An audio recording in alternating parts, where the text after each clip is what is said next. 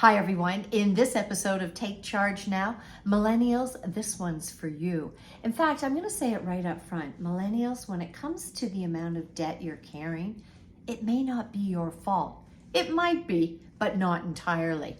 But I will also say you do need to deal with it. And as they say, the only way through it is typically through it. Let me back up a little.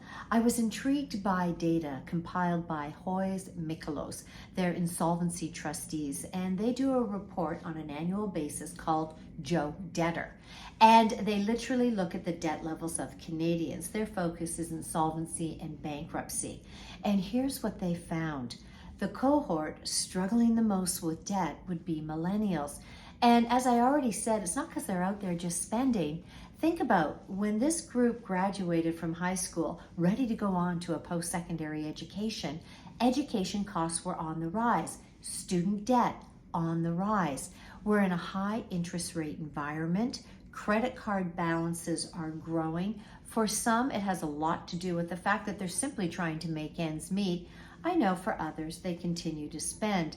But then you also add to that the fact that inflation has been high, and the one that many are saying, the straw that is literally breaking the camel's back here, is the interest owed on government benefits received, and CRA has come calling. And people simply don't have the means to make it through or to make these payments. When you look at the amount of debt millennials are carrying, the average age is 33. The average amount of debt is $47,283. That is a huge amount and a big number to even begin to think you're ever going to get out from underneath. When it comes to bankruptcy, looking at the data, millennials are 1.4 times more likely to declare bankruptcy than Generation Xers and 1.7 times more likely than boomers.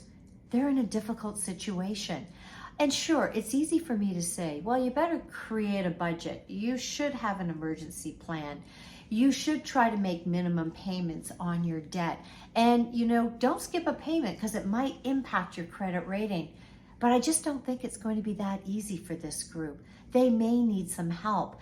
And this is where I do see the value of bringing in an expert, an insolvency trustee, where they can sort of say, let's look at the big picture. How much do you owe? In some cases, you may be able to consolidate your debt into one payment. In other cases, an expert may be able to reach out on your behalf to one of your creditors to say, I can't make a payment right now. Can we take a moratorium? Maybe you only need a month. Maybe you need 3 months. In other cases, it could stop the interest clock and you make basic payments on the principal that you owe. You get where I'm coming from. You may have to get creative. I know it feels like forever, but shutting it down for now and saying, I'm going to tackle my debt one debt at a time, one step at a time, and I'm savvy enough to know that I can't do it alone. I need to reach out to an expert.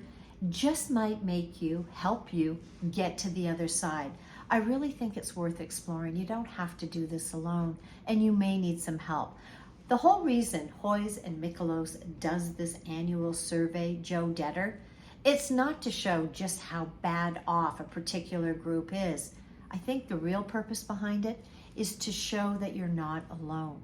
There are a lot of people out there that owe a lot of money, and we still have a tough environment ahead.